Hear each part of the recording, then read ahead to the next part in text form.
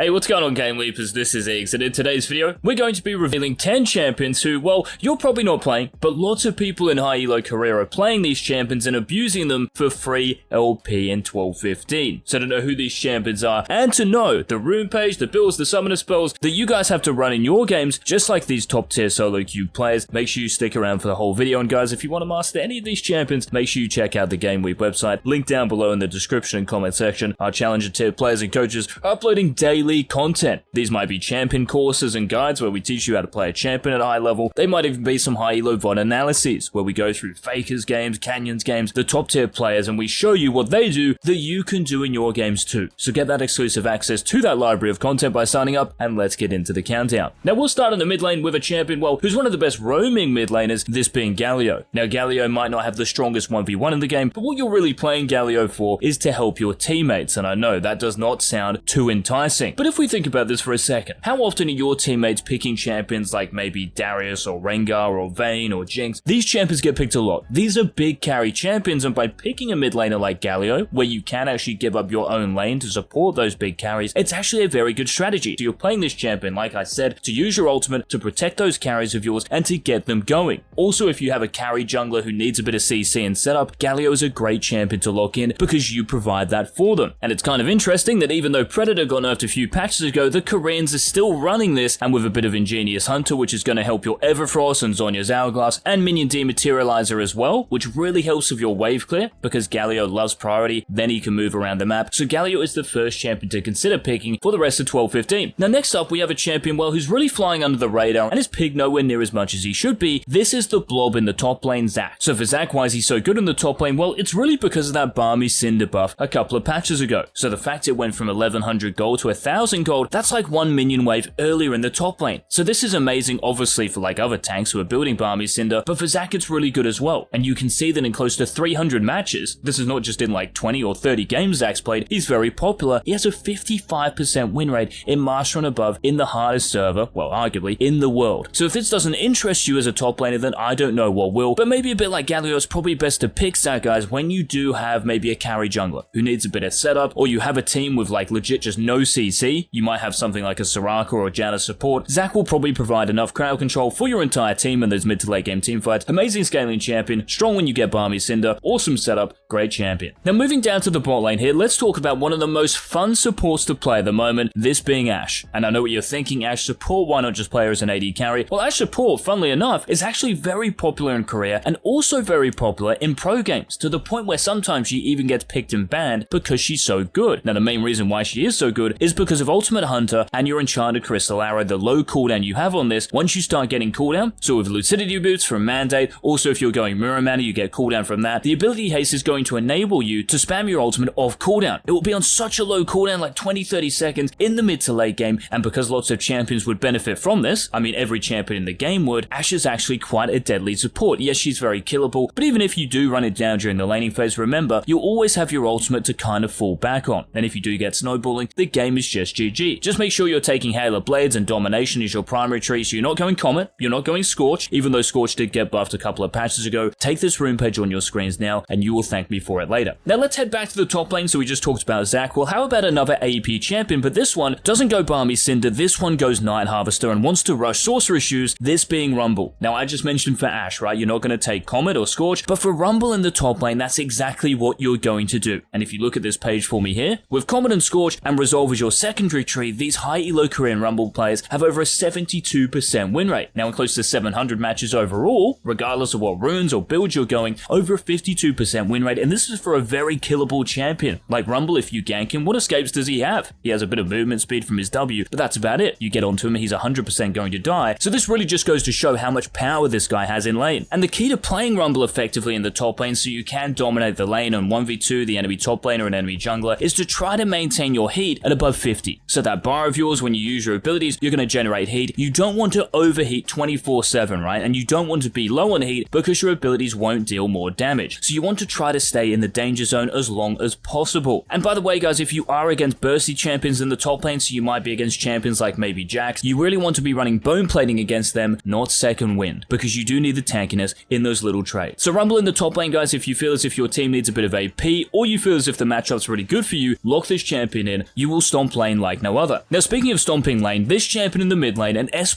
champion, and in close to 600 matches, Akshan in high elo career has over a 55% win rate. Now why is Akshan so broken? Well, if we think about it, I think Akshan's kit, just innately speaking, is very strong. But if we also think about, guys, the movement speed buffs to the lethality mythics, this means that for Akshan, with Eclipse in the mid to late game, once you start getting the movement speed from the mythic passive ticking over, this becomes pretty deadly, especially when you pair this with Ghostblade. As you can see, this mythic and core item setup is very successful. And if we also think about the sudden impact buff from last patch, this means that when you use your E or come out of your W, you will be one-shotting champions. And think about the lethality from Eclipse as well. This just means you're going to get way more kills than before, and because Akshan is such a good pushing champion in the mid lane, you can just push and roam, maybe a bit like Galio. None of the enemy champions are safe, and that's also why you want to be running Treasure Hunter, because it should be achievable to get those stacks and snowballing. So Akshan in the mid lane, if you need some attack damage, guys, in your team composition, lock this guy in and don't look back. Now another S+ tier champion, we're heading down to the bot lane here, and the only AD carry on this list, this is Nilah. Now for Nilah, who came out recently, lots of people have taken time to get used to her. But in high elo career, it finally looks as if people are starting to get used to her. So on your screen, you can see the rune page with Conqueror. You can also see Second Wind and Unflinching, because Nilah, you do want to get to the mid to late game as safe as possible. Second Wind is going to allow you to do that, to withstand all the poke that's going to be coming at you. And by running Cleanse, it just gives you the survivability that you desperately need. Just make sure as far as your items go, guys, you want to be going Gale Force, because the mobility is so useful on this champion, and then you can go Collector or Lord Dominus Regards, depending on the amount of armor the enemy team has. If they have 0 armor, go Collector. If you're snowballing as well, you can go Collector. But if you see Zhonya's Hourglasses, if you see Steel Caps being built, definitely get Lord Dominus Regards. Just make sure to take your Q first and max it first, followed by your E, and then your W, and you should be sweet. And for a champion who is still relatively new to the game, to have close to a 54% win rate in 650 matches or close to, that's pretty nutty. Now another champion like a lot on this countdown, who's honestly just underrated, this is Renekton. Now I know what you're saying, Renekton has like a 47% win rate across all ranks, but when he's played by the best, and the best squeeze the most out of that Renekton orange, if you will, he's actually a very good champion in the top lane. And one setup that's quite interesting is going Blade of the Rune King as your first item, and then getting a Prowler's Claw. Now you can go Press the Attack as your keystone, and accompanied with these other runes, this page has close to a 56% win rate. But another bit of tech here that's come out of the Renekton community is actually taking Halo Blades. Now the reason you might take Halo Blades is because you're going Prowler's Claw. So exactly the same kind of build here, but the point here is that when you actually jump onto the enemy champion with your E maybe, so you gap close with that, and then you use the Prowler's Claw active, with Halo Blades, 3 auto attacks, it's going to stack your Fury really quickly. So hopefully you can get an empowered Ruthless Predator, your W off, and that champion 100% dead, especially when you run Ignite, so please do that. You're playing Renekton to stomp the early game, guys, to get snowballing, so watch out for the croc for the rest of 12-15. Now we've got our second support of the countdown here, guys, and this one, if you don't want to play Ashe, who's more ranged and pokey, I guess, then maybe you'd prefer to play this all-in champion, this being Leona. And thanks to the buffs to Leona's mana cost and her Q going down, and also her Solar Flare's stun and slow going up by a quarter of a second, these have helped her out enormously. Now I know, again, it's a bit like Renekton in the majority of elos, Leona doesn't look that good. She's definitely harder to execute than playing something like a Janna or a Soraka, which is why these champions have really good win rates in lower elos. But if you can play this champion well, and you use your cooldowns together, so lots of Leonas I see, they might go for like a max range E. Why not just go for your ultimate, which remember is buffed, and then you can land your E almost guaranteed. Sometimes as well you can flash Q into an ultimate. That combo's guaranteed as well. So actually just knowing how to synergize this champion's cooldowns, that's a really important point. But as far as the actual setup goes here, you can see with Glacial Augment and higher elos, over a 60% win rate, with Ignite as well, and over 1,000 games, 53.5%. These are super high. Just remember on Leona that you're maxing your W first. Do not max your Q first. Your W first, that's what you want, and then your E, and then your Q last. Because of the mana buffs to your Q, they are so low now that just keeping this, just 1 point in it, is so worth it. So Leona, if you want to play an engaged support, guys, I'd highly recommend picking her in 12-15. Now another champion who really needs the player, that's you, to know how to synergize her cooldowns and to use them together, this is Elise. And I know what you're thinking when you see this page here, oh my goodness, press the attack Elise. Well, it's actually broken. Like, just trust me, you can go Electrocute, of course, especially if lots of the enemy champions, if not all of them, are really squishy. The burst damage is going to be useful, and you're going to get kills because of it. But press the attack is just an all-around better keystone for her, because auto attacks, well, really until the late game, I'd say, are a big part of your kit. And also the sudden impact buff, that has been awesome for Elise as well, because the damage you deal is just amplified. Like, one-shotting champions has never been easier, and it's also been helped by the recent Night Harvester buff, to the extra damage you're getting there, and the Mythic Spike, it's just better now. Just make sure you're getting Sorcerer Shoes, of course, as your boots, and you should be good to go. Just make sure you're starting W, guys, and make sure your Spiderlings in your early clear are tanking the camps for you, get to level 3, and the game should be GG. Not really, of course, it's a bit more complicated than that, but at over 1,000 games, a 53.6% win rate in high elo career, Elise is back in business. And of course, the Elise buffs a couple of patches ago certainly helped. But speaking of champion who hasn't really been buffed that much recently, well, this is Poppy. This is the last champion, guys. So if you want to play a top laner who, a bit like Zach, can really abuse the Balmy Cinder buff, because it's only 1,000 gold now, Poppy is the champion to do it on. And she does so well against so many top laners. Like, think about all the top laners that have a dash in their kit. You've got Jax with a jump. You've got Camille as well, when she hook shots off that. You've got Zach as well with his E. So if you ever see a Zach on the other team and you know it's in the top lane, lock in Poppy, GG. So she counters so many champions, and not just in the top lane, but across the map as well. Lots of assassins don't like playing against Poppy. Wukongs and Xin Zhaos, they don't like playing against Poppy. And we're seeing her a lot still picked in pro play in the jungle. Now, I know that we're talking about top lane Poppy here, but if you want to play her in the jungle, go ahead. She's a very versatile champion and does well in both roles. But if you are going to play her in the top lane, guys, I'd highly recommend copying down this page you see. So we want to be running teleport because we don't really need Ignite. Yes, okay, we can win lane a lot harder with Ignite, but we don't need it. We want to TP around the map and make plays because we have such amazing team fighting potential because of our kit. Just make sure you're running Shield Bash in the Resolve tree because this is going to help your passive out and it's going to make you very hard to actually duel and trade with in the top lane. So Poppy is the final champion on this countdown, guys. And if you did enjoy the video, if you want us to continue making more of these, make sure to leave